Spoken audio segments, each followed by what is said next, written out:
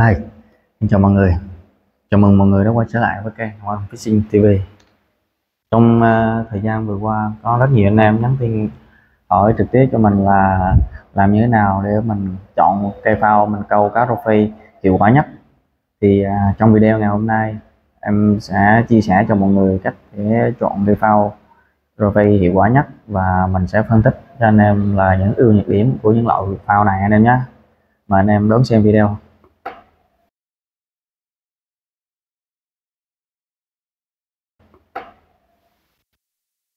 Thì có người nói là phao nào mà chẳng câu cá được. Đúng, câu nói rất là đúng. Tại vì bản thân phao sinh ra là dùng để câu cá.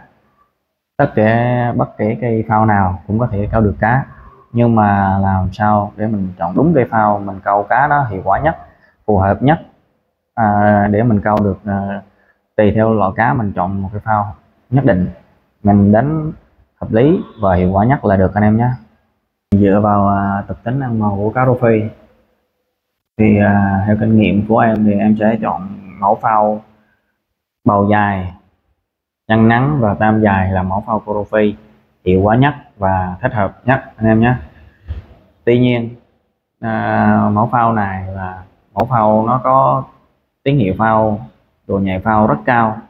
Tuy nhiên là không phải mọi người ai cũng có thể sử dụng được nó, tại vì cái tín hiệu của nó rất là nhanh, nó thụt rất là nhanh, đôi khi nó sẽ xuất hiện tín hiệu ảo, nhất là những anh em mới cao là sẽ không đọc được và không bắt được cái tín hiệu một cách chính xác nhất.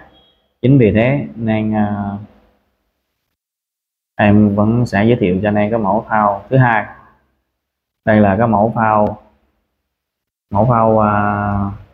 bầu ngắn, chân dài và tam dài. Mẫu phao này là thích hợp để với đại đa số người dùng.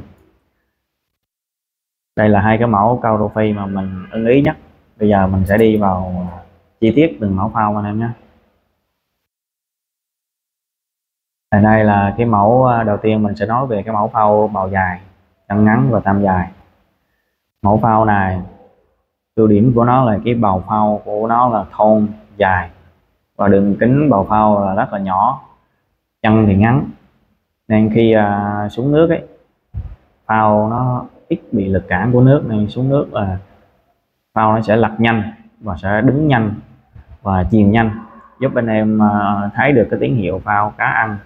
Kể cái khi là phao nó đang rơi đang chìm từ từ, anh em vẫn có thể đọc được cái nhịp phao anh em nhé. Mẫu phao này là bầu ngắn này thích hợp cho anh em câu cá nước cạn, câu cá tốc độ, cá nhanh, thích hợp anh em câu rô phi size lớn, hồ dịch vụ, câu thi đấu. Trong một số trường hợp thì mẫu phao này nó vẫn thích hợp để anh em câu cá giết anh em nhé. Mẫu phao này đặc biệt là anh em câu rô phi hồ dịch vụ, câu rô phi size to, em hay lựa chọn mẫu phao này để câu. Vì thứ nhất là hồ dịch vụ cá ăn rất là điếm, rất là nhàn. Mình cần những cái mẫu phao mà nó tín hiệu nó nhạy ở đây không phải là cá nó vào là nó báo tín hiệu nhanh, nhưng mà nhạy ở đây là nhạy cái nhịp ăn của cá mình. Khi cá ăn mình có thể xác định được ngay, tại vì cái nắp phao này rất bé này, khi mà cá nó thụt một tín hiệu rô phi nó sẽ nhắm mà thụt nhanh một cái dứt khoát như thế này, nên mẫu phao này là một sự lựa chọn rất là hợp lý luôn cho nên câu rô phi nha.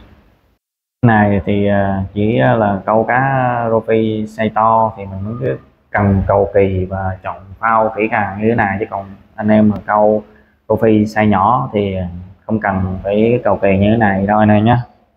Nhánh phao này nó có rất là nhiều ưu điểm vượt trội, nhưng bên cạnh đó nó vẫn còn một số nhược điểm hạn chế như sau. Thứ nhất là cái bầu phao nó dài và chân nó ngắn, nên anh em không thích hợp câu ở môi trường sóng gió, câu ở môi trường nước sâu. Cái này câu môi trường gió thì phao nó rất là dễ bị nghiêng, làm anh em câu rất là khó chịu anh em nhé. Tiếp đến thì mình sẽ đi chi tiết về cái dạng bầu phao thứ hai, là cái bầu phao ngắn, chân phao dài và tâm phao dài. Mẫu phao này nó ra đời sau cái mẫu phao bào dài, nên nó sẽ khắc phục được một số nhược điểm của cái mẫu phao bào dài. Ưu điểm của loại phao này là cái bào phao nó là ngắn, chân phao dài và tâm phao dài, nên nó sẽ khi mà mình ra mồi là mồi nó sẽ chìm từ từ và mồi nó sẽ rơi từ từ xuống đáy, chứ không phải là như cái mẫu phao bào dài này nó rơi mồi hơi thật nhanh xuống đáy. Mẫu phao này nó rơi chậm từ từ, và đặc điểm của phao này là tín hiệu phao của nó là sẽ chậm hơn so với lại cái mẫu phao bào dài. Nên chính vì cái yếu tố mà rơi chậm nên thích hợp cho anh em câu rơi hành trình, câu rơi, câu đánh tầng cá tầng gần đáy và câu cá tầng đáy luôn anh em nhé. Mẫu phao này rất là đa dụng và đa năng, thích hợp nó thích hợp cho anh em câu nước sâu, câu sóng gió, câu môi trường sóng gió, và thích hợp cho anh em câu cá nhát, cá khó và cá bể anh em nhé. Mẫu phao này là bào ngắn chân dài này, nó khi mà cái tín hiệu phao của nó rất là ổn định, nhịp phao của nó thục rất là rõ ràng chứ không có nhíu như kiểu là bào phao dài. Phao này nó thục rất là ổn định, giúp anh em có thể bắt được cái nhịp cá một cách chính xác nhất, kể cả những anh em mới tập chơi. Nên mẫu phao này nó thích hợp với đại đa số người dùng. Mẫu phao này anh em có thể câu gần bờ, câu xa bờ, câu càng dài, câu nước sâu đều rất ok. Thì theo kinh nghiệm của mình muốn chia sẻ với anh em ở đây là khi mà mình câu cá rô phi rồi dịch vụ mà câu cá ăn nhiệt, câu cá ăn mặn, ăn nhanh, thì mình sẽ sử dụng cây phao bào dài chân ngắn. Mình sẽ bắt được cái cá nó có tín hiệu nhanh hơn mà mạnh hơn. Khi mà mình câu cá mới thì mình sẽ sử dụng cây phao cũng là phao bào dài, nhưng mà nó có cái trọng lượng ăn chì cao hơn. Chẳng hạn như là cái trọng lượng ăn chì của cây phao này nó có độ tải chì từ 1,8 chì. Thì kinh nghiệm ở đây là khi mà anh em câu cá hồi dịch vụ mà ăn bạo, ăn nhiệt, hoặc là câu thi đấu cá ăn nhiệt, thì anh em có thể sử dụng cây phao lớn chì một chút, tầm 1,5 tới 3 gam chì đây anh em nhé. Còn những anh em mà câu cá mà hồ cá nó ăn bình thường, không quá mạnh cũng không quá nhiệt, mà cá ăn điếm, ăn từ từ lai ra, thì anh em vẫn sử dụng mẫu phao bào dài này. Nhưng mà anh em chọn cái mẫu phao nó có trọng lượng tải chì bé thôi, tầm 1 gram tới 1,2 chì anh em nhé. Còn anh em câu ở cũng là câu cá dịch vụ, cũng là câu cá nhát, cá bể, cá khó, nhưng mà thứ nhất là câu ở hồ nó có gió nhiều, câu ở hồ có nước sâu, hoặc là câu những con cá nhát quá nó vô nó đè dai mà nó không mang màu, nó cho ra những cái tín hiệu ảo, thì tốt nhất là anh em nên chọn mẫu phao chân dài, bào ngắn và tâm dài như thế này anh em nhé. Là nó sẽ loại bỏ được bớt những cái tín hiệu tạp, tín hiệu ảo do cá nó phá màu nó để lại.